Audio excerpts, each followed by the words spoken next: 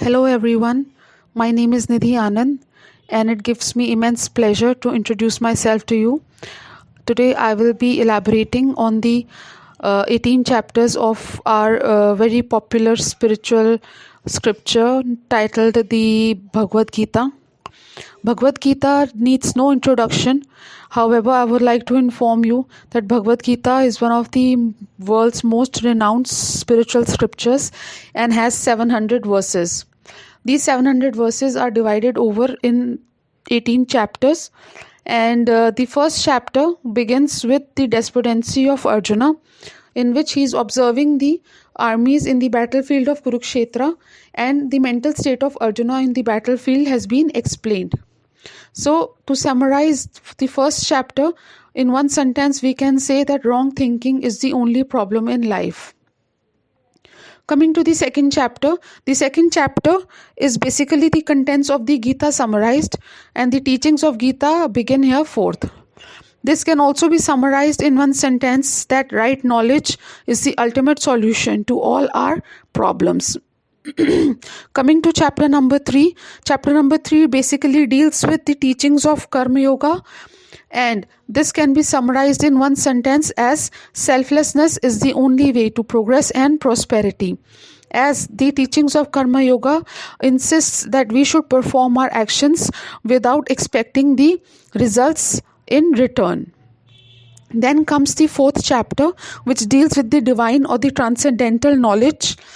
This chapter can be summarized in one sentence as every act can be an act or an act of prayer, which implies that no matter what part of the world you live in or what profession you are in, every act that you perform can be an act of prayer if you keep God at the back of your mind.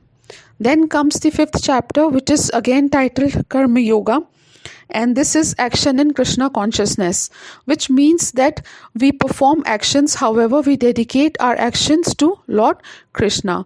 This chapter can be summarized in one line as renounce the ego individually and rejoice in the bliss of infinity. Therefore, this chapter inspires us to let go of our individual ego and to be happy in the bliss of infinity. The sixth and the next chapter is the Dhyan Yoga, which is the method of contemplation. This chapter can be summarized in one sentence as connecting to the higher consciousness daily. Next comes the knowledge of the Absolute. This chapter can be summarized in one sentence as live what you learn. The eighth chapter is attaining the Supreme, which means being able to reach to the divine being. So this chapter can be summarized in one sentence as never give up on yourself. Coming to the next chapter, which is the ninth chapter, it is the most confidential knowledge. It is also called Raj Vidya, or it is really a supreme science which many people do not know about. And the one sentence that can summarize this chapter is value your blessings. Then comes the 10th chapter, which is the opulence of the Absolute, and this can be summarized as seeing divinity all around, as we know that the divine being is omnipresent and omnipotent. Coming to the next chapter, which is the 11th chapter, this is the universal form, and this can be summarized in one sentence as having enough surrender to see the truth as it is. Coming to the next chapter, which is a very important chapter of Bhagavad Gita, this chapter number 12 titled Bhakti Yoga or devotional service. This is basically the science of devotional service, being devoted to the Almighty, and this can be summarized in one sentence as absorb your mind in the higher. Coming to the 13th chapter, the title of the chapter is Nature, the Enjoyer and the Consciousness. This is a technical chapter in which the nature, the enjoyer and our consciousness has been explained in detail, and this can be summarized in one sentence as detaching from Maya and attaching to divine. Maya here would mean illusion. Coming to the next chapter, The three modes of material nature have been explained in the 14th chapter, and this can be summarized in one sentence as live a lifestyle that matches your vision.